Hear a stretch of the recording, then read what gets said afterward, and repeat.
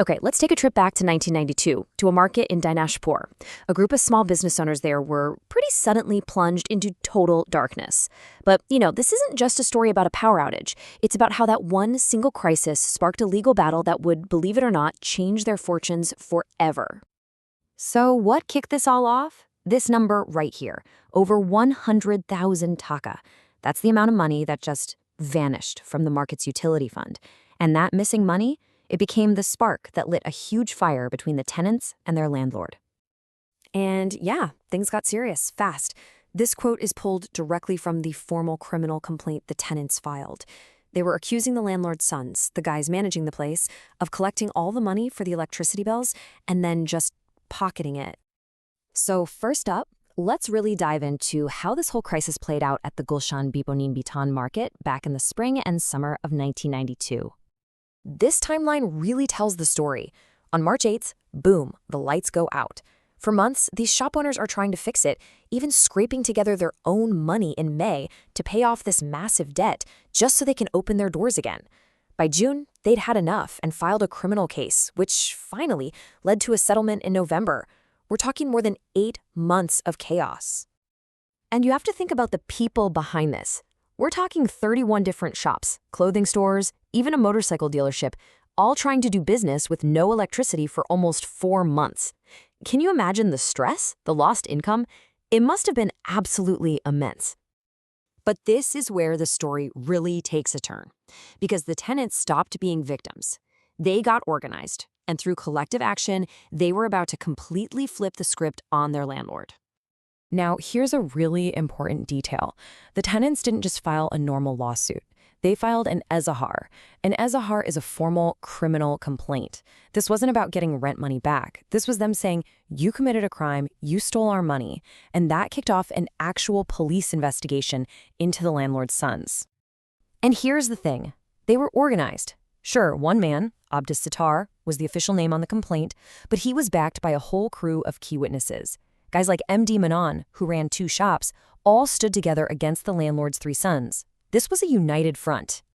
Which brings us to the absolute game changer in this whole saga. With a criminal case hanging over their heads, the landlord finally came to the table, and the result was this revolutionary compromise deed, an apashnama, that did so much more than just end the fight. So what is an apashnama? Think of it like a legal settlement. But the brilliant part is, the tenants used the leverage they had from that criminal complaint to negotiate terms that would protect them from ever being this vulnerable again. And this was their masterstroke. They built in what you could call an exit strategy. The idea is simple, but it's so powerful. If you're a tenant and you want to leave, you'll give 30 days notice. The landlord has to refund your security deposit in full. But, and here's the kicker, if the landlord can't or won't pay up, well, then the tenant gets a brand new right. They can go find their own replacement, and the landlord is legally forced to take them. The exact legal term used was badhyo takiben, which means shall be bound. This wasn't a maybe, it was an ironclad legal duty. The power to pick the next tenant, which landlords always held, had now been transferred to the current tenant if the landlord didn't hold up their end of the bargain. And as if that wasn't enough, they also got some immediate financial wins. The landlord had to admit the blackout caused a slump in business, so they slashed upcoming rent increases by half. And that 100,000 plus taka bill the tenants had paid, they got it all back in the form of advance rent. It was a complete and total victory. Now, to really get how huge this was, you got to understand what the rules were like before all this went down. Let's take a quick look at the power dynamic that existed right before this crisis. I mean, the change was just night and day. Before 1992, if you tried to sublet your shop or transfer it to someone else, you could get evicted. Simple as that. Your security deposit? Well, you just had to hope you'd get it back. After 1992, tenants suddenly had this powerful right to transfer, which basically guaranteed their security deposit was safe. The entire power structure was flipped on its head. And let's be super clear, this wasn't just some unspoken understanding, okay? It was written in black and white in the old leases. You try to bring someone else in, you're out. No wiggle room. The tenants were basically stuck, which just makes what they pulled off in the Apostolama that much more amazing.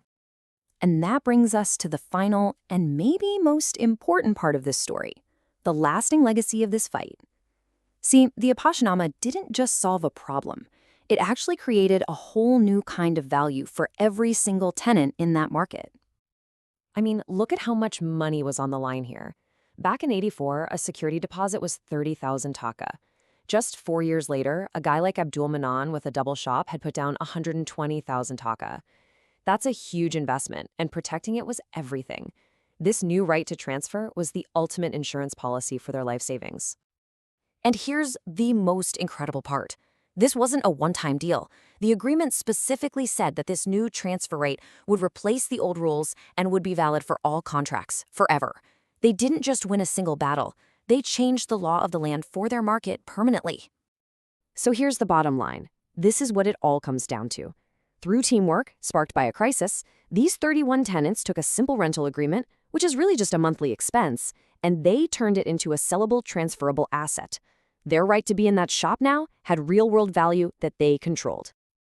It really makes you wonder, doesn't it? For these shopkeepers, a blackout that could have ruined their businesses actually became the breakthrough that secured their financial futures.